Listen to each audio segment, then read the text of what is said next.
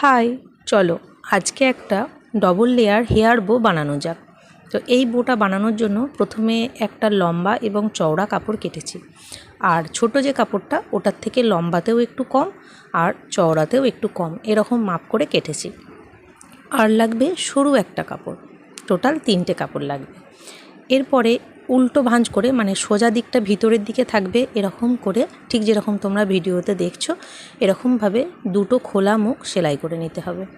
সেলাই করার পরে এটাকে উল্টে দিতে হবে, আর উল্টো করে দিলেই দেখো সোজা দিকটা সামনের দিকে চলে আসবে। দুটো কাপড়কেই আমি সেলাই করে নিয়েছি। এবার দুটোকেই সোজা করে সেলাইটাকে মাঝখানে রেখে ঠিক এরকমভাবে প্রেস করে ভাঁজ করে নিতে হবে। যদি আয়রন দিয়ে করতে পারো তাহলে খুবই ভালো। আমার তাড়াহুড়োর মাঝে কিন্তু আমি এমনি করে নিলাম। এরপরে কাপড়টার মাঝখানটাকে ভাঁজ করলেই কিন্তু একটা দাগ পড়ে যাবে। ঠিক তোমরা মুখে বলা তো অতটা সম্ভব হচ্ছে না, ঠিক যেরকমভাবে ভিডিওতে দেখছো। এরপরে ওই যে দুপাশ থেকে কাপড়টা মাঝখানে যে দাগটা দিয়েছিলে ওইখানে নিয়ে আসতে হবে, নিয়ে এসে সেলাই করে নিতে হবে। দেখো আরও একবার দেখাচ্ছি। ঠিক এইভাবে মাঝখানে এনে জোড়া মুখটাকে, মানে ওই যে দুটো খোলা মুখকে জুড়ে সেলাই করে নিতে হবে, দুটোকেই করে নিতে হবে। তো দুটোই আমার দেখো সুন্দরভাবে সেলাই করা হয়ে গেছে। এরপরে ওই যে বড়টার উপরে ছোটোটাকে রাখতে হবে, আর দুটোরই মিডিল পোর্শনটা একই জায়গায় রাখতে হবে। রেখে আবার কিন্তু খুবই হালকা করে একটা সেলাই করতে হবে, টাইট করে সেলাইটা করা যাবে না।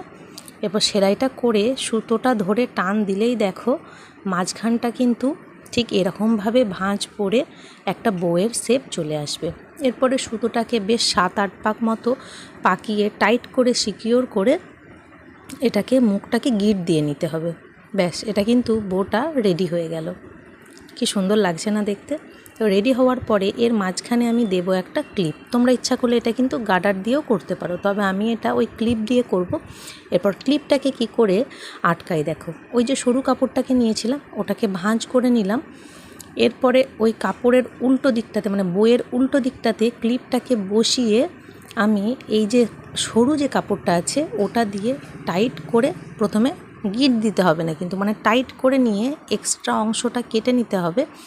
কাটার পরে এটাকে ছুঁচ আর সুতো দিয়ে খুব ভালোভাবে সেলাই করে নিতে হবে। এটা কিন্তু ওই গ্লু গান দিয়ে করলেও হবে, তবে আমার মনে হয় সেলাই করে নিলে এটা কিন্তু বেশি টেকসই হবে।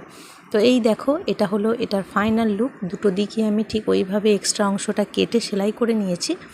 তো কেমন লাগলো অবশ্যই কমেন্ট করে জানাবে। যদি ভালো লাগে তাহলে অবশ্যই আমার পেজটাকে কিন্তু ফলো করবে। তো এই দেখো কি সুন্দর লাগছে না? এটা কিন্তু বড় থেকে ছোট সবাই ইউজ করতে পারবে।